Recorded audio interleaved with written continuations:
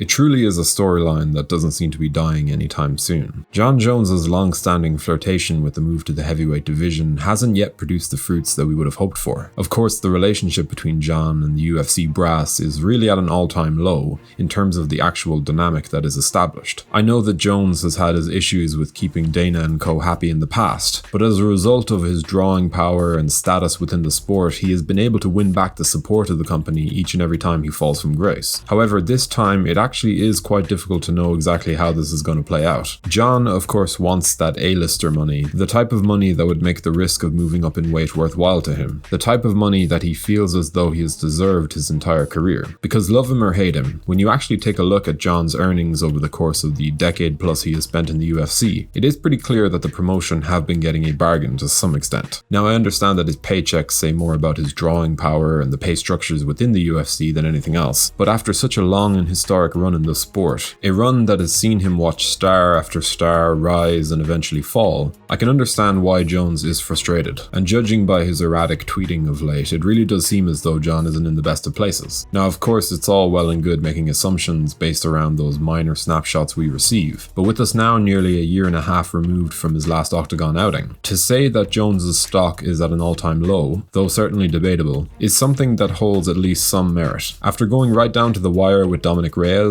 a man who has been knocked out twice in the time since, and then facing some more worrying legal troubles during the earliest months of the 2020 lockdown, Jones vacated his title in August of last year, and hasn't exactly been capturing the imagination of the public ever since. I really do want to see Jon Jones at heavyweight. I want to see him finally take a major risk, something that has perhaps been the only criticism I can hold against his professional run in MMA up until this point. He's a problematic figure, but as a fighter, in terms of his performances inside that octagon, I honestly see Jon as an athlete who deserves to be considered the greatest of all time. For me, it is a toss-up between him and Georges St-Pierre, but you get my meaning. Because as much as the 205-pound division has been somewhat stagnant for years now, the heavyweight division, of which the same could also have been said a few years back, has welcomed perhaps the single most exciting champion in the UFC today. Francis Ngannou is a promoter's dream, a man who has great darkness in his past, one who underwent a tremendous ordeal to make it over to European soil, and one who, through his failings against Stipe Miocic at the first time of asking, has won over the masses through his very clear improvement and refinement. Ngannou is a nightmare matchup for every single fighter on the planet, no matter what the circumstances. He's the single hardest puncher the sport has ever known, and through his rounding out of his overall MMA skill set, the window of opportunity for those who want to capitalize on his supposed weaknesses is closing by the minute. And when Jon Jones said that he wanted to test himself against this hulking behemoth, my instant reaction was one of skepticism. This was simply Jones inserting himself into a conversation, something he regularly does to a smaller degree as an avid tweeter. But when he vacated his title and began to seriously bulk up, I was at least in some ways forced to humor the idea that one of the greatest fighters of all time was about to insert himself into the riskiest fight of his career. And that goes against Jon's character, or at least what he has displayed in the past. Those who remember the UFC 151 cancellation will know exactly what I'm talking about here, but after a long career spent teasing us with the prospect of a heavyweight move, teasing us over the course of many times where it would seem a lot more reasonable of him to move up, he decides to do so when the division's single greatest puncher comes into power. If you're enjoying this content, be sure to subscribe to the channel to stay up to date with all of our latest uploads, before leaving a comment to let YouTube's algorithms know that we're fast becoming one of the best MMA channels on the platform. Maybe it's because of the name and marketability of Francis. Perhaps Jon sees that as lucrative enough to make this almighty ascent worthwhile. But to be honest, something just doesn't seem right here. I do commend Jones for sticking to his guns and knowing his worth, but it can be damn near impossible to tell just how committed he is to testing the heavyweight waters. But I'm willing to believe that there's a price that can be met on the UFC's end that would see this bout become a reality. Ngannou versus Jones would, in my opinion, be the single biggest fight in UFC history. And I know there are many reasons to discredit that belief, but in terms of the historical significance of the light heavyweight and heavyweight divisions, Jones's status as perhaps the greatest of all time, and the pairing of him and the hardest hitter the sport has ever known, a man who has knocked out everyone he has faced, with the exception of Derek Lewis, I might add. Yeah, that is a billing that just doesn't come around every year. So with Jon now looking at taking a year off to build his frame, and Ngannou set to defend his newly acquired heavyweight crown in a rematch against Derek Lewis. I just hope that this tantalizing matchup doesn't slip out of our hands before we even realize what's at stake. This would be a heavyweight matchup that would take the sport to another level. It's a fight of real significance in the most volatile division in the game, and I understand why Dana and his team aren't allowing Jones to leverage them, why they aren't allowing him to set a precedent. But I do have a lot of faith in this matchup's ability to shock a lot of people at the box office or on the pay-per-views. There is something magical